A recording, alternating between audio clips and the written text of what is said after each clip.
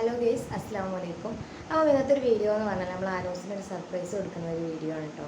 അപ്പോൾ ഞാൻ അരീക്കോട് പോകാൻ വേണ്ടിയിട്ട് മാറ്റി വലിയ നിൽക്കുകയാണ്. അപ്പോൾ ഇന്ന് അവൻ്റെ ബർത്ത്ഡേ ആണ്, ശിശുദിനത്തിൻ്റെ അന്നാണ് അവൻ്റെ ബർത്ത്ഡേ.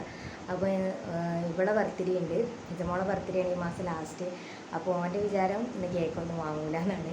അപ്പോൾ ഞാനത് സർപ്രൈസ് ആയിട്ട് കേക്ക് കൊണ്ടു കൊടുക്കാമെന്ന് വിചാരിച്ചിട്ടോ. ഞാൻ വാങ്ങുന്നൊന്നും വിചാരിച്ചതല്ല, ഇന്ന് നേരം വിളിത്താനുണ്ടായിട്ടാണ്.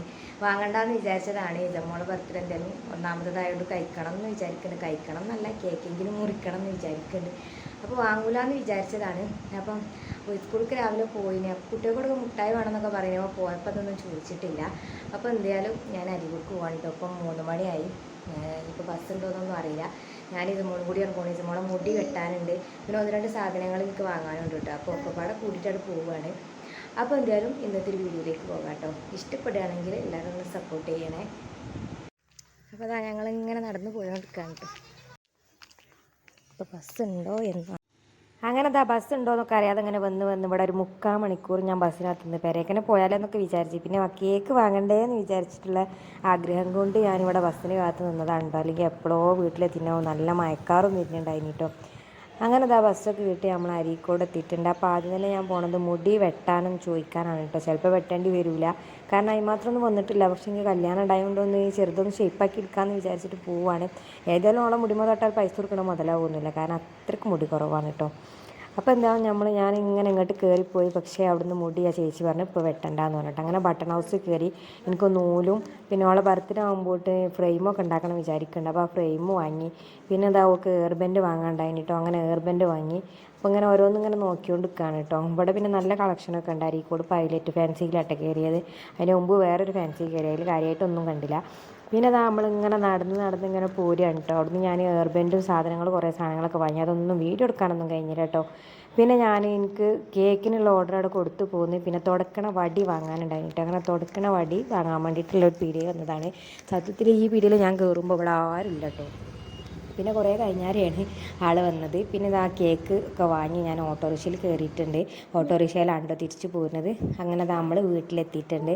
അപ്പോൾ കേക്ക് ഇതാ അവിടെ അങ്ങനെ സർപ്രൈസായി വെക്കാണ്ട്. ഷാനു ഓനെ ഒളിപ്പിച്ച് വെച്ചതാണ് കേട്ടോ. കാരണം ഓനെ കിട്ടൂല എന്ന് വിചാരിച്ചത്. പക്ഷേ ഓന് ഞാൻ വരുന്നതിന് മുമ്പ് സർപ്രൈസ് ഉണ്ടെന്ന് കുറേ വട്ടം പറഞ്ഞു പോയിന് കേട്ടോ. അപ്പോൾ അതുകൊണ്ട് ചെറിയൊരു ഡൗട്ടൊക്കെ ഉണ്ടായിനി. അങ്ങനെ അതാ ഓനെ കൊണ്ടുവരാൻ വേണ്ടിയിട്ട് പോയ സമയത്ത് ഞാൻ ഫോട്ടോ വീഡിയോ ഒക്കെ എടുക്കുകയാണ്. മര്യാദയ്ക്ക് ഒരു ഫോട്ടോ വീഡിയോ എടുക്കാനുള്ള ഒരാൾക്കൊന്നുമില്ല, കാരണം ഒരു 3/4 മണിക്കൂർ ബസ്സിനകത്തേക്കലും 3/4 മണിക്കൂർ അരീക്കോട് പോയി വരലൊക്കെ പാടായിട്ട് കുറേ സമയം എടുത്തിന് ഞാൻ വരാൻ. അപ്പോൾ ഷാനും ഓനെയും കൊണ്ട് വരുന്നുണ്ട് കേട്ടോ. ഓൻ സർപ്രൈസ് ആവുമെന്നൊന്നും അറിയില്ല. ഓൻ അതിന് മുമ്പ് തന്നെ സർപ്രൈസ് ഉണ്ടെന്നൊക്കെ പറഞ്ഞണമല്ലോ. അപ്പോൾ എന്തായാലും നമുക്കൊന്ന് നോക്കി നോക്കാം. എനിക്ക് വലിയ എക്സ്പീരിയൻസ് ഒന്നും ഇല്ലാത്ത അതിനെ തീരെ കേട്ടുകല്ലേ. എനിക്ക് തോന്നിയോ? ഇടക്കിടക്കായില്ല. ഷാനോട് നിന്നോ? അപ്പൊ ഈ വാതിക്കുന്നോ?